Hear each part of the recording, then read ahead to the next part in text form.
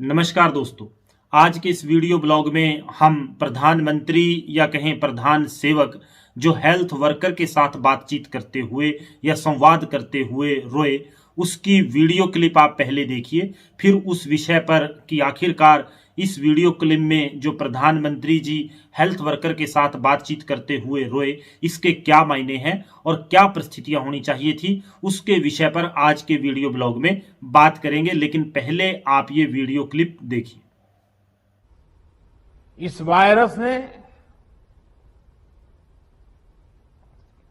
हमारे कई अपनों को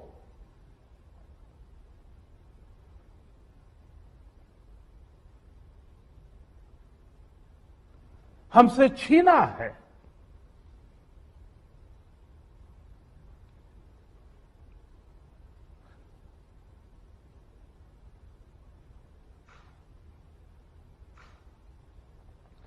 मैं उन सभी लोगों को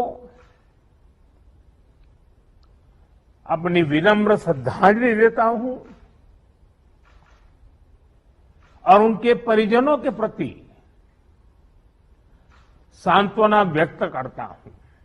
प्रधानमंत्री के या प्रधान सेवक के रोने के पीछे क्या कारण है? क्यों प्रधानमंत्री या प्रधान सेवक हेल्थ वर्कर के साथ संवाद के दौरान रोने लगे? ये एक अहम सवाल है जिसका जवाब आज की इस वीडियो ब्लॉग में जानने का प्रयास करेंगे। क्या प्रधानमंत्री जी उनके जो निर्णय हैं, जो कार्य प्रणाली उनकी सरकार की रही, उस पर अफसोस जता रहे थे कि उनकी सरकार की कार्य प्रणाली और उनके जो निर्णय हैं वो गलत साबित हुए और सरकार की मैनेजमेंट की कमी के कारण या सरकार की दूरदर्शिता की कमी के कारण देश में कोविड-19 की सेकंड लहर के कारण जो नुकसान हुआ, उसके लिए वो खुद को जिम्मेवार मानते हुए रो रहे थे? क्या प्रधान सेवक जो उनकी सरकार के निर्णय थे उनकी जिम्मेवारी लेते हुए, ये मानते हुए कि वो फेल हुए और वो दूरदर्शिता की कमी के कारण देश की आवाम को जानो माल का नुकसान इस कोविड-19 की दूसरी लहर के कारण उठाना पड़ा, सरकारी सिस्टम की बदइंतजामी और हेल्थ सेक्टर की जर्जर स्थिति के कारण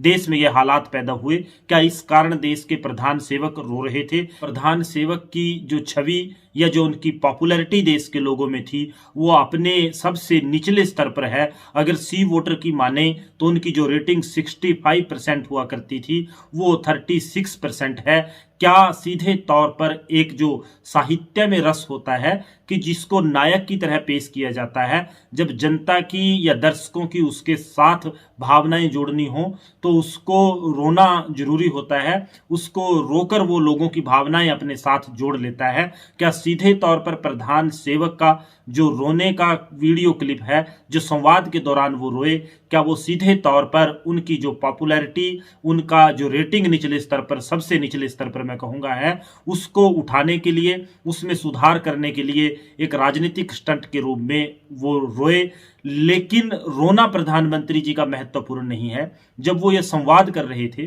देश के लोगों को ये बताना चाह रहे थे कि कैसे हालात पैदा हो गए, लेकिन इन हालातों में कैसे सरकार ने मैनेजमेंट किया और क्या कमियां सरकार के स्तर पर रही जिनके लिए वो खुद को जिम्मेवार मानते हैं और जिसके कारण वो रो रहे हैं देश की आवाम के सामने। भावनाएं, अपनी भावनाओं पर वो काबू नहीं पा सके। इससे बेहतर होता कि इस संदेश में प्रधानमंत्री जी घोषणा करते कि इस कोविड-19 के संक्रमण के दौरान, इस महामारी की दूसरी जो इसकी वेव है, उसके दौरान जो सेंट्रल विस्टा का प्रोजेक्ट है उसको वो बंद करने का निर्णय ले रहे हैं। देश की आवाम को वो बताते कि कोविड-19 का जो संक्रमण है, इस दौरान जो सेंट्रल विस्टा के प्रोजेक्ट पर काम कर रहा है वो उसको रोकने का काम करेंगे, उसको बंद करते हैं, क्योंकि देश में जो नुकसान हुआ है उससे वो आहत हैं और वो इस सेंट्रल विस्टा के प्रोजेक्ट को बंद करने के बाद देश में हेल्थ सर्विसेज पर सुधार के लिए काम करेंगे, उनको बेहतर हेल्थ सेक्टर को बनाएंगे,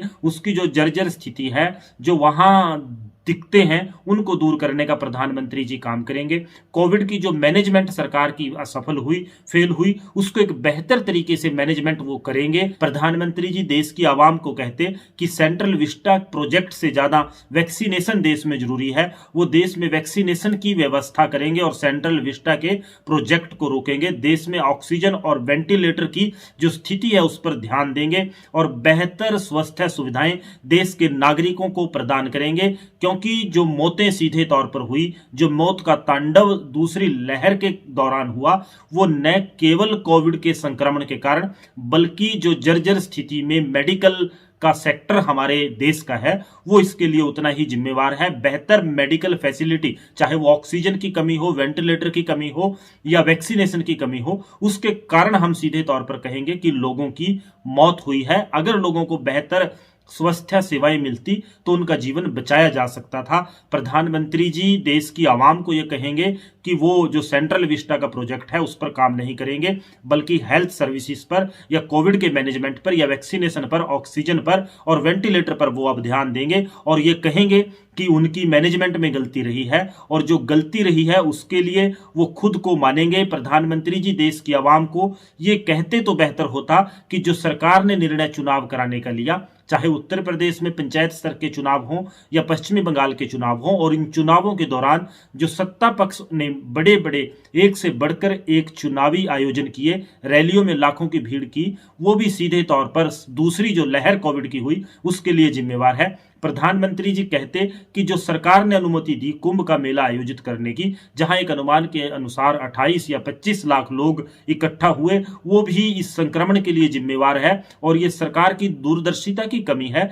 कि सरकार ने सीधे तौर पर कुंभ मेले की इजाजत दी। अगर वो इसकी इजाजत ना देते, चुनाव ना कराते और बेहतर तरीके से मेडिकल फैसिलिटीज का देश में आयोजन करते, मेडिकल फैसिलिटी देश की बेहतर करते, और जो उनको लॉकडाउन पिछले जो वर्ष हुआ उस दौरान जो उनको समय मिला, उस समय को वो कोविड की मैनेजमेंट पर ध्यान देते कि कैसे देश में मैनेजमेंट करनी, कैसे व्यवस्था और इंतजाम करने और कैसे बेहतर मेडिकल सुविधाएं तैयार करनी जिससे नागरिकों के जीवन को बचाया जा सके। लेकिन इसके विपरीत प्रधानमंत्री जी अपनी गलती मानने की बजाय जो उनकी सरकार की सीधे तौर पर दूरदर्शिता की कमी रही, प्लानिंग की कमी रही, व्यवस्थाओं का इंतजाम सरकार नहीं कर पाई, उसके लिए माफी मांगने की बजाय देश के लोगों के साथ एक इमोशनल टच और सहानुभूति देश के लोगों की लेना चाहते हैं। और हर स्तर पर चाहे वो कोई भी मुद्दा हो, प्रधानमंत्री जी धार्मिक प्रवचन से लेकर किसी भी फील्ड के विशेषज्ञों को राय देने की जो व्यवस्था है सीधे तौर पर लोगों के सामने प्रदर्शित करना कि प्रधानमंत्री जी आज बच्चों को बता रहे हैं, आज वैज्ञानिकों को बता रहे हैं, आज टीचर को बता रहे हैं, उसकी बजाय जो एक्सपर्ट ओपिनियन है वो लोगों को दिया जाए। और प्रधानमंत्री जी देश चलाने का जो काम है, संवाद की बजाय सीधे तौर पर सहानुभूति लोगों के सामने रोकर लेने की बजाय देश को चलाने का काम करें और देश की जनता को जवाब दें कि उन्होंने देश में कोविड से निकालने के लिए या दूसरी व्यवस्थाओं को चुस्त दुरुस्त करने के लिए कितनी बेहतर प्लानिंग की और किन विशेषज्ञों की टीम उन्होंने इसके लिए लगाई। लेकिन बड़े दुख और विडंबना की बात है कि प्रधानमंत्री जी ने न सरकार की असफलताओं के लिए, ना खुद के जो उनकी मैनेजमेंट फेल हुई उसके लिए, ना बेहतर जो स्वास्थ्य सेवाएं हो सकती थी और जो जर्जर मेडिकल फैसिलिटीज देश में हैं उनके लिए, ना वैक्सीन की कमी के लिए और ना ही वेंटिलेटर और ऑक्सीजन की कमी के लिए खेद जताया। बल्कि जहां एक तरफ पूरी दुनिया के विशेषज्ञ और भारत के विशेषज्ञ भारत को चेता रहे थे कि भारत में हालात कोविड के संक्रमण के कारण बद से बदतर हो सकते हैं, उस समय एक झूठे प्रचार के माध्यम से, कुछ मीडिया चैनल के माध्यम से खुद को वैक्सीन गुरु के रूप में प्रचारित किया और प्रचार के माध्यम से देश की आवाम की आंखों में धूल झोंकने का काम किया। इससे बेहतर होता प्रधानमंत्री जी विशेषज्ञों की राय लेकर, उनकी एक कमेटी गठित कर, ये सारी जिम्मेवारी उनको देकर आप देश चलाने का काम करते, न कि झूठी वाहवाही के चक्कर में फंसकर देश के लोगों के कीमती जीवन के साथ खिलवाड़ करते। और जो आज कहा जा रहा है कि ये नरसंहार से कम मौतें नहीं हैं, क्योंकि ये सिस्टम की नहीं, उनकी और आपकी जो सरकार की विफलता है और जो सीधे तौर पर सरकार बेहतर मेडिकल फैसिलिटीज लोगों को देने में विफल रही, वो इसके लिए जिम्मेवार है। आज के इस वीडियो ब्लॉग में एक बार फिर कि चाहे आपकी पॉपुलैरिटी कम हो रही हो, सबसे निचले स्तर पर हो, लेकिन इन हालातों में